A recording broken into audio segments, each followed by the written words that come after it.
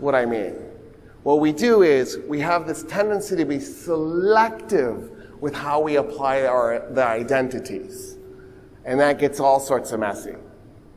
Okay, so now let's do this. Let's shift. Now that I've got you thinking about identity and how we're careless with it, now I want to found Western civilization. So what is it that makes something West and something not West?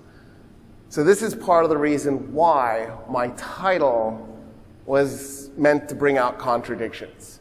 The East-West paradigm at some level is nonsensical because it assumes that there isn't connectivity with the other side and cultural sharing. So at some level, there is no Western civilization. That's a construct that's part of our imagination. At another level, there is a Western civilization because there is a geographical region that had a lot more connection with other places than with other places.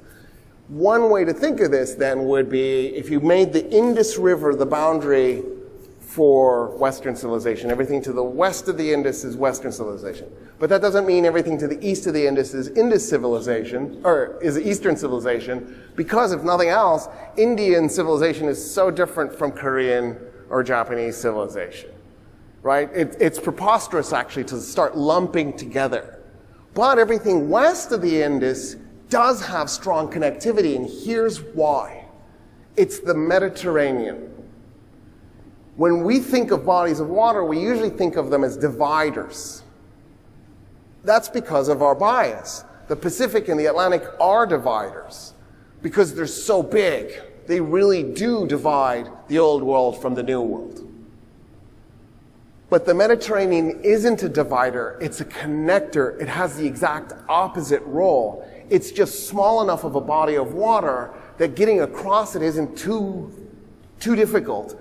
It's insulated enough that it does have tempests, which are the Mediterranean cyclones, but they're never as intense as hurricanes. The ancient world, you just didn't sail during the tempest season, which was basically fall and winter. You just stayed out of the seas, and yeah, that way you could avoid it. And so what ends up happening is the Mediterranean connects because it's a highway. It's way easier to move goods and people by boat than it is by land. Land is a pain because you've got to build a road, then you've got to maintain the road, you've got to make wagons, and the wheels are constantly breaking, and you can hardly put anything in a wagon, and then you have all these stupid animals you have to feed, right? And then they need water or they'll die. And right, so if you're trying to get from Egypt to Morocco, don't go by land, go by sea. You'll get there really fast, it'll be very efficient, and your life will be relatively easy. So what ends up happening then is all the civilizations near and around the Mediterranean end up intimately connected together. So if we accept that premise, then yeah, there is some regionalism to it, even though at some level it's still a little bit of an artificial device. In other words, I'm admitting that we're maybe doing a little bit of a stretch here, but let's do it anyway for the sake of the exercise.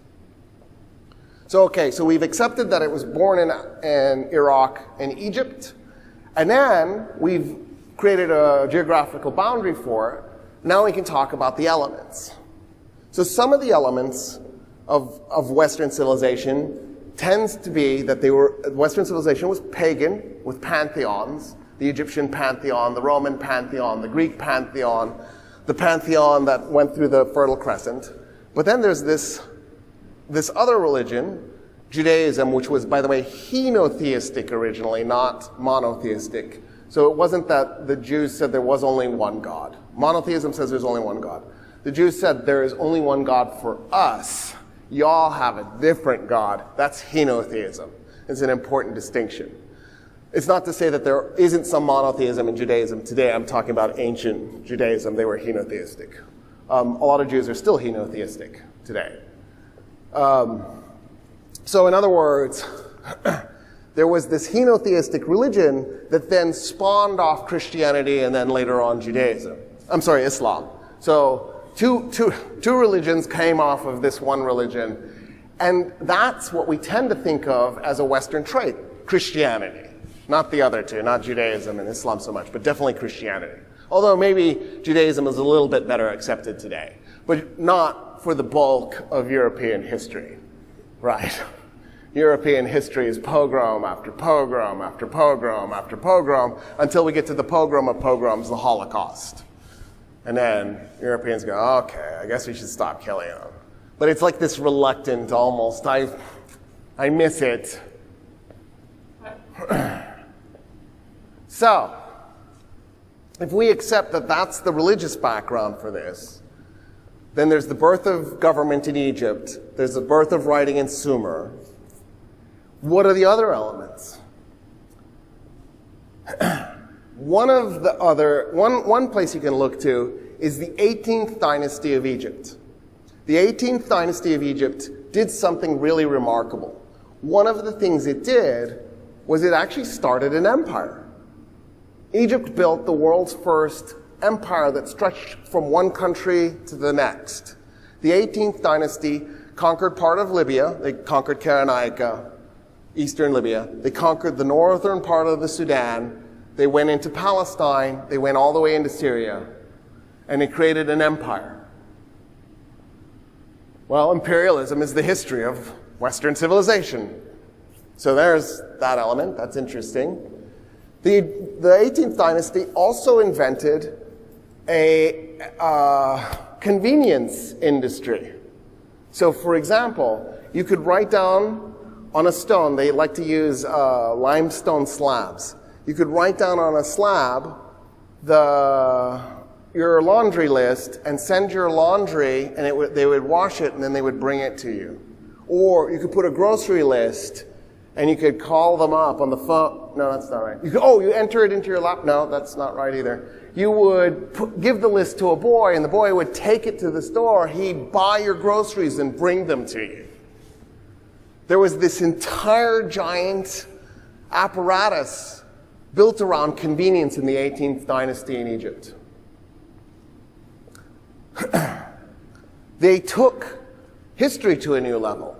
So by the end of the 18th dynasty, they did a better job of chronicling their events, so that by the 19th dynasty, they were doing a really good job of it. 18th dynasty, they were still figuring this out. So they would, for example, one of the things that we know is Thutmose III was an amazing pharaoh because, as a warrior. He would lead his men into battle from the front line, and he was a general, and he commanded his men, and he never lost a battle. And we know that he was in 17 military campaigns because they chronicled all of that. By the way, they were prolific writers. They wrote poetry. They wrote love letters. They kept track of who lived where, so they did a census. There is a little town in Upper Egypt.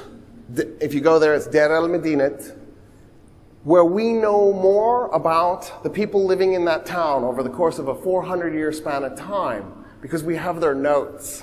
We have their love letters. We have the poetry they were writing each other. We have their laundry lists, and we have their grocery lists.